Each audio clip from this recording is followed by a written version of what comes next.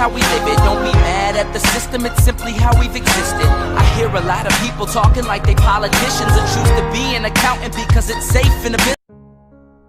इस पूरे यूनिवर्स में हमारा अर्थ ही एक ऐसा प्लैनेट है जिस पे लाइफ मौजूद है। पृथ्वी सन से ना ही ज़्यादा दूर है और ना ही ज़्यादा करीब। यह भी एक कारण है जिसकी वजह से हम सब जिंदा हैं। हम इस धरती पर रहते तो हैं, लेकिन इस धरती के बारे में बहुत सारे ऐसे फैक्ट्स हैं जिसे आप अपने ही देश में रहते हुए भी नहीं जान सकते।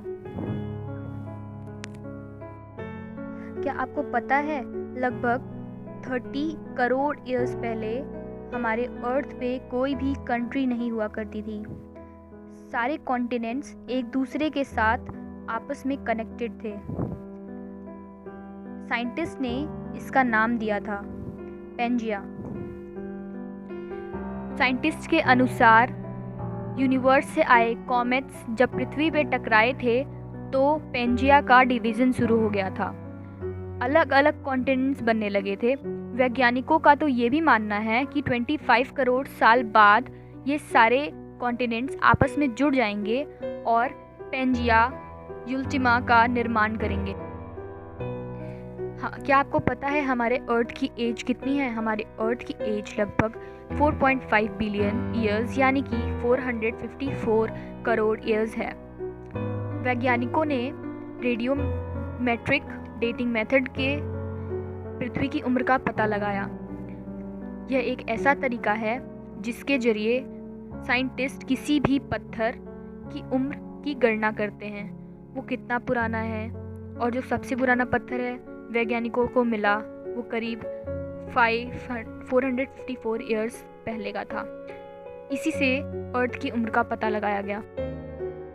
हमें तो यही लगता है कि अर्थ का ग्रेविटेशनल फोर्स हर जगह एक जैसा ही है, लेकिन सच में ऐसा नहीं है।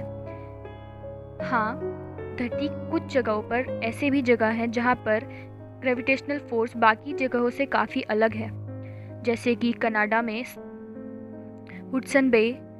यह एक ऐसी जगह है जहाँ पर ग्रेविटेशनल फोर्स बाकी जगहों से काफ़ी अलग है। यह तो हम सभी को पता है कि हमारे अर्थ पर लगभग 71% पानी है और 29% ज़मीन। लेकिन क्या आप यह जानते हैं कि वैज्ञानिकों यानी कि साइंटिस्ट ने पृथ्वी की सतह से लगभग 660 किलोमीटर की गहराई में एक बहुत बड़ा पानी का स्रोत ढूंढा है।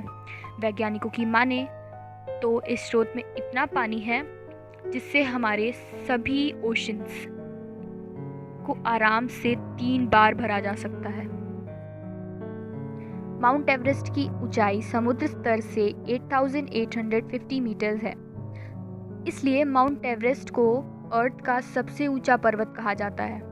लेकिन अगर पृथ्वी के सेंटर से स्पेस की दूरी देखी जाए तो सबसे ऊंचा पर्वत है इक्वाडोर का माउंट चिम्बोराज़ो। इसकी ऊंचाई 6,310 मीटर है। यहाँ मैं एक और बात बताना चाहती हूँ कि पृथ्वी का ग्रेविटेशनल फोर्स इतना ज़्यादा है जिसके कारण कोई भी माउंटेन 15,000 मीटर से ज़्यादा ऊंचाई को छू ही नहीं पाएगा। हमारी पृथ्वी का एवरेज टेम्परेचर 16 डिग्री सेल्सियस है। 10 जुलाई 1930 को डेथ वैली यूनाइटेड स्टेट्स पर आज तक का सबसे हाईएस्ट टेम्परेचर का रिकॉर्ड किया गया था, जो कि 56.7 डिग्री सेल्सियस है। और अगर लोएस्ट टेम्परेचर की बात करें तो वो -98.2 डिग्री सेल्सियस है, जो कि 21 जुलाई 1983 को वोस्टॉक स्टेशन रसिया पर रिकॉर्ड किया गया था।